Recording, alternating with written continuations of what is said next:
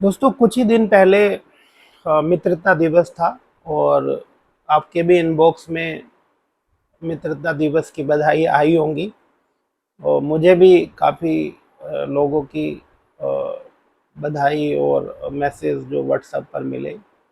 लेकिन दोस्तों मित्रता जो आज की है वो सच्ची मित्रता है कि नहीं है ये तो आप सब जानते हैं। अ, मित्र कौन है? मित्र वो है जो राजा है, भगवान श्री कृष्ण, जो अपने दोस्त सुदामा का आने का समाचार मिलते ही अपना मुकुट कहाँ है, मेरे जूते कहाँ हैं, मैं क्या कपड़े पहनाऊँ, कुछ भी देखे बिना दौड़ पड़ते हैं। अरे मेरा दोस्त सुदामा आया है। वो ऐसे दौड़ पड़ते हैं कि उनको ख्याल ही नहीं रहता कि मैं राजा हूँ, मैंने क्या पहना है, कौन मुझे देख रहा है, कोई ध्यान नहीं, उनको भागे चले जाते हैं। तो ये है दोस्तों दोस्ती। दोस्त वो है, मित्र वो है जो भगवान श्री कृष्ण सारी ठकुराई भूलकर अर्जुन के सारथी बन जाते हैं। महाराज हैं, वो राजाओं के राजा हैं, अधिपति हैं, लेकिन सारथी बन जाते हैं। तो ये है दोस्तों मित्रता।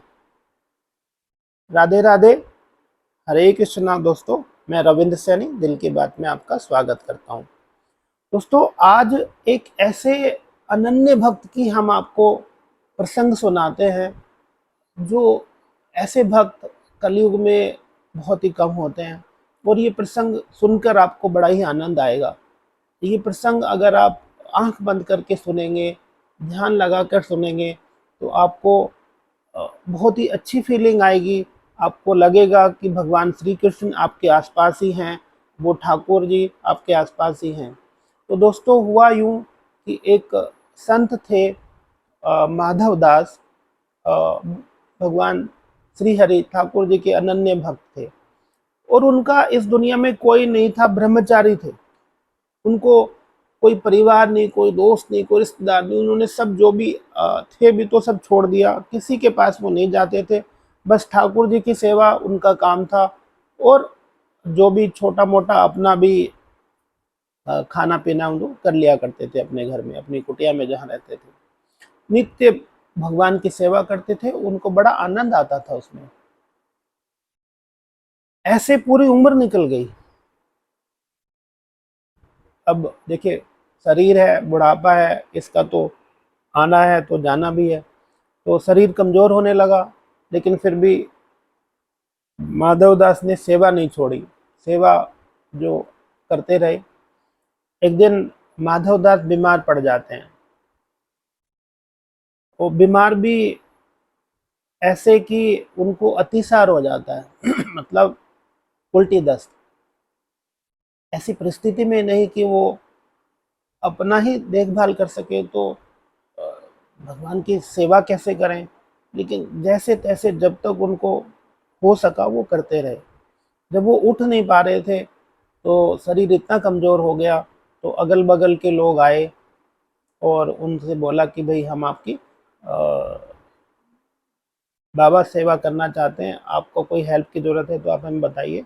हाँ, will take care of your requirement. जो भी आपको उठना है, बिस्तर लगाना है, कपड़ा चाहिए, खाना चाहिए, तो हम आपको देंगे।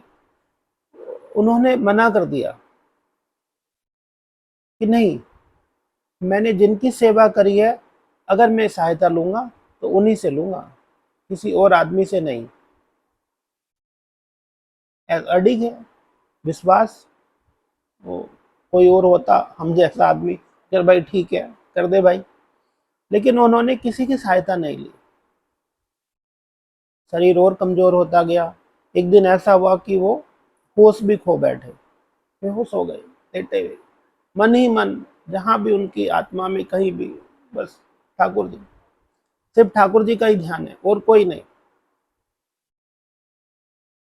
तो जब वो बेहोश थे तो ठाकुर जी को खुद ही आना पड़ा, क्योंकि जो उन्होंने भेजे थे उनकी तो सहायता उन्होंने ली नहीं। तो ठाकुर जी आ गए। 3 दिन तक ठाकुर जी खुद ही बाबा की, माधव दास की सेवा करते रहे और उनको बिस्तर लगाना, खाना देना, लेटाना, नहलाना धुलाना सब ठाकुर जी कर रहे थे। एक दिन माधव दास को होश आता है, वो देखता है कि एक बच्चा है, बड़ा ही सुंदर है, घुंघराले बाल हैं, मोटी मोटी आंखें हैं। और माधव दास बच्चे को देखा और देखता ही रह गया, मंत्रमुग्ध हो गया। देखते ही पहचान गया, अरे प्रभु, आप मेरी सेवा कर रहे हैं।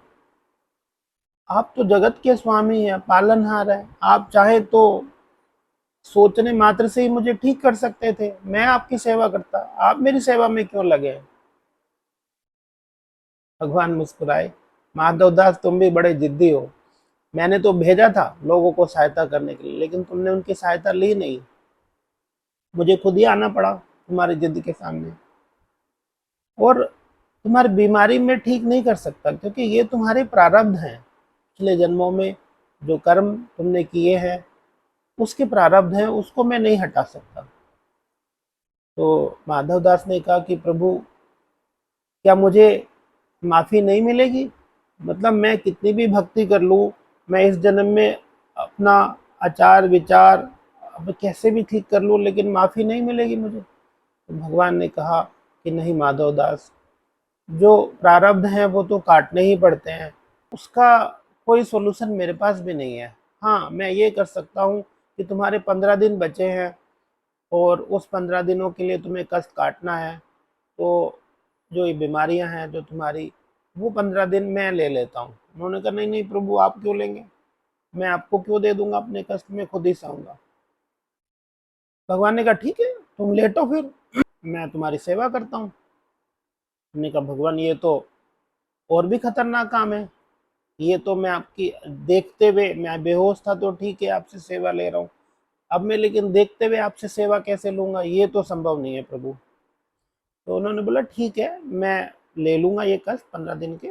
तुम्हें मैं बैकुंठ ले जाना चाहता हूँ, तुम चलो बैकुंठ, वहीं चलते हैं। अब भगवान के सामने माधव दास की क्या चलनी है। माधव दास ने सेवा लेने के कारण भगवान की ये जो शर्त है वो एक्सेप्ट कर ली और वो चले गए बैकुंठ।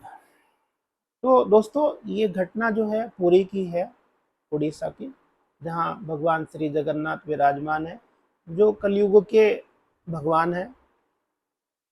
जो भी आजकल घटनाएं होती हैं, और ऐसा लिखा है शास्त्रों में भी रिकॉर्ड मिलता है कि जब भी प्रलय आएगी इस कलयुग को की समाप्ति पर, वो सारे जो सूचनाएं हैं, जो सारे मैसेज हैं, वो सब जगन्नाथपुरी से ही मिलेंगे। आज भी दोस्तों 15 दिन के लिए भगवान जगन्नाथ बीमार रहते हैं। ज्येष्ठ मास की पूर्णिमा के बाद भगवान श्री हरि श्री जगन्नाथ बीमार हो जाते हैं, और उनको तरह तरह के काढ़े पिलाए जाते हैं, और उनको उनकी सेवा की जाती है। उनकी रसोई जो है बंद कर दी जाती है, उनके कपाट जो हैं मंदिर के वो बंद कर दिए जाते हैं। हाँ, तो 15 दिन तक उनकी सेवा की जाती है। और 15 दिन की सेवा के बाद में भगवान श्री हरि स्वस्थ हो जाते हैं, और फिर रथ यात्रा निकाल जाती है। ये सदियों से चलता आ रहा है, ये ऐसी परंपरा जो है, ऐसा जो व्यवस्था जो है, ये सदियों से चलती आ रही है ऐसे ही। तो देखिए, जो भक्त होता है, जो अनन्य भक्त होता है, जिसकी अटूट श्रद्धा होती है, भगवान में अटूट विश्वास होता है, वो फिर किसी भी युग में हो, कलयुग हो, सतयुग हो, त्रेता हो, द्वापर हो, वहाँ पे भगवान को आना ही पड़ता है। उसमें कोई ऑप्शन उनके पास भी नहीं है, भगवान भी भक्त के साथ बंधे हुए हैं। ऐसा आप सोचेंगे कि कलयुग में कहाँ आ रहे जी भगवान, ये तो ऐसे ही कह रहे हैं, ऐसा नहीं है दोस्तों। भगवान श्री कृष्ण ने गीता के अपने उपदेश में भी कहा है, जब अर्जुन कहता है कि प्रभु माधव, मैं इतने सारे राजा हैं, तरह तरह के अलग अलग देश के राजा हैं, और कुछ तो इनमें से मेरे रिश्तेदार हैं, सबका परिवार है, उनकी प्रजा है, और मैं इनको मारकर मैं कैसे खुश रह पाऊंगा? मुझे अगर स्वर्ग का राज भी मिल जाए तो मैं इनको मारना नहीं चाहता प्रभु, मैं नहीं मारूंगा। तो भगवान मुस्कुराए, हंसे, कह रहे तुम बेवकूफ़ जैसी बातें, मूर्खों जैसी बातें क्यों करते हो अर्जुन? तुम तो समझदार हो, तुम क्यों ऐसी बातें करते हो? तुम किसको मार दोगे? मैं और तुम और ये सारे लोग आज तुम्हारे सामने हैं, अभी भी थे, इससे पहले भी थे, जब ये युग नहीं था तब भी थे, दूसरा युग था तब भी थे, उससे पहले भी थे। तो ये तो युग कोई भी हो, आते जाते रहते हैं कि मैं किसी भी युग में मैं रहता हूँ, तुम भी रहते हो, किसी न किसी रूप में रहते हैं। तो ये कलयुग है, तो कलयुग में भी भगवान तो रहते हैं। और अगर आप सच्ची श्रद्धा से और सच्चे विश्वास से उनको ध्यान करते हैं, उनकी सेवा करते हैं, तो भगवान किसी न किसी रूप में हमारी सहायता करने ज़रूर आते हैं।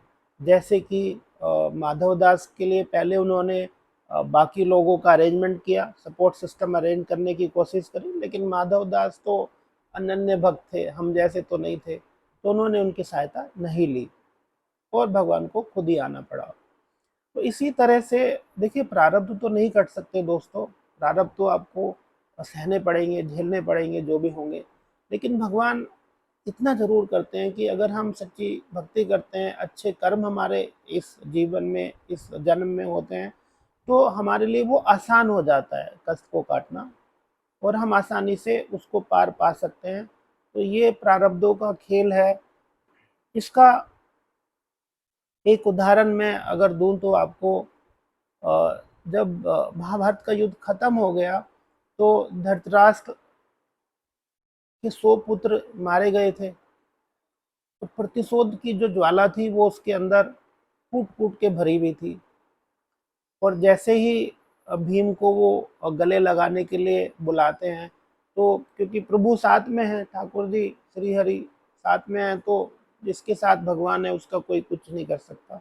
तो उन्होंने भीम को रोका इशारे से और पुतले को आगे बढ़वाया। तो गले लगने पे, आलिंगन करने पे धृतराष्ट्र ने उस पत्थर की मूर्ति को चूर चूर कर दिया। देखिए कितना प्रतिशोध भरा था अंदर, और मूर्ति टूट के चूर चूर हो गई। अब ये हो जाने से धृतराष्ट्र की जो नींद थी या जो प्रतिशोध जैसे खत्म हो गया, तो उनको याद आया, अरे मैंने क्या कर दिया। तब उनको पछतावा हुआ कि भाई मेरे से गलती हो गई।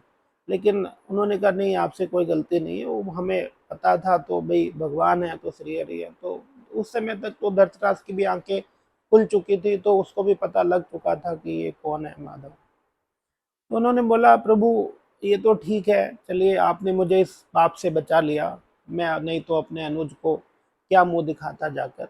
लेकिन प्रभु ये बताइए कि मेरे 100 पुत्र थे और एक भी नहीं बचा, ऐसा मेरे साथ क्या, मतलब क्यों हुआ, ऐसा मैंने क्या पाप किया था। तो भगवान श्री हरि कहते हैं कि 50 जन्म पूर्व तुम एक बहलिए थे, और तुम शिकार के लिए निकले थे, और वहाँ पर एक चिड़िया को तुम मारने के लिए चले। वो चिड़िया उड़ उड़ के इधर उधर चलती गई, तुम्हारे हाथ नहीं आई, तो तुमने गुस्से में आकर उसके 100 बच्चों को, जो उसके घोंसले में चूजे थे, जो चल नहीं सकते थे, जो बेचारे छोटे थे, उनको आपने कुचल के मार दिया क्रोधवश। और जो पुरुष चीड़ा था वो वहीं पर था, छुपके देख रहा था, लेकिन अ, कुछ कर नहीं सकता था, क्योंकि चीड़ा बेचारा कैसे लड़ेगा आदमी से। तो उसकी आंखों के सामने ये हुआ, तो यही पाप आपके सामने आया, और इसकी वजह से ही आपको अपने 100 पुत्रों को गंवाना पड़ा, और आप भी देखते रहे, असहाय थे, कुछ कर नहीं सकते थे। तो इसका ने बोला कि भाई प्रभु ये तो ठीक है कि चलिए मैंने पाप किया था और मेरे को ये दंड भुगतना पड़ा, बट 50 जन्म क्यों, आप तो मुझे अगले ही जन्म में दे सकते थे ये जो पाप का दंड है। तो भगवान श्री हरि मुस्कुराए कि धृतराज, 100 पुत्र पाने के लिए भी आपको कितना पुण्य तो अर्जित करना पड़ेगा कि जिससे आपको 100 पुत्र मिल जाएं। तो इतना पुण्य अर्जित करने के लिए आपको 50 जन्म लगे, तब जाके आपको 100 पुत्र प्राप्त हुए, और फिर आपका ये दंड आपको मिला। तो दोस्तों, इस प्रारब्ध से कोई नहीं बच पाया, बड़े से बड़ा, छोटे से छोटा। और इसलिए जो हुआ पीछे उसको तो हम देख नहीं पाते, क्योंकि हम इतने ज्ञानी नहीं है कि हम पूर्व जन्म के अपने जो एक्सपीरियंस है वो देख पाए। बट इस जन्म में जब हमारे सामने है चीज़ें और हम कर सकते हैं, हम देख सकते हैं और हमारा कंट्रोल है इस पे, तो इस जन्म में अपने कर्मों को अच्छा रखिए, संभाव रखिए, किसी को सताइए मत, किसी को परेशान मत करिए, और जो अच्छा हो सके अपने से वो करिए, और भगवान श्री हरि श्री कृष्ण को याद करते रहिए। तो यही आज का मैसेज था। जय जय श्री कृष्णा, राधे राधे।